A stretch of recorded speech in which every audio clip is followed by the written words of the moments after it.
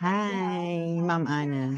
So, anong gagawin natin po? Ribbon po. Turbine. Ito lang ba yung natural na hair, ma'am? Hindi naman siya kulot? Wave lang siya o buhaghag? Opo, wavy lang. Hindi siya kulot total.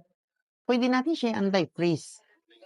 Oh, kasi ang ribbon, hindi naman siya kulot eh. Gusto mo bagsak talaga? Paano ba yung anti-freeze? Ano ma'am, para malis lang yung pagka-wavy niya, magpa-flat pa siya. Ito kasi, pag natamaan siya ng pang-permanent, kasi may colored siya, itong part na to, may tendency magdadry yung hair mo. So, anti-freeze. Yes, anti-freeze treatment. Yun yung i-recommend ko. Thank you, Miss Hannah.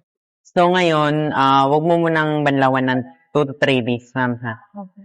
Yung ginawa natin, anti-freeze lang. Kasi hindi siya pwede i-straight kasi hindi naman po kayo kulot talaga. Maliles lang yung pagka, wavy or buhaghag ng hair mo. Gano'n siya katagal? 2 to 3 months, ma'am. Depende po yun sa pag-alaga ng hair mo.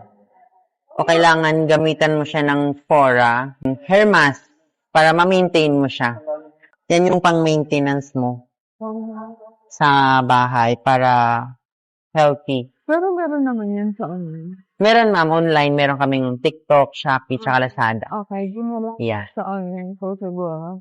Thank you so much.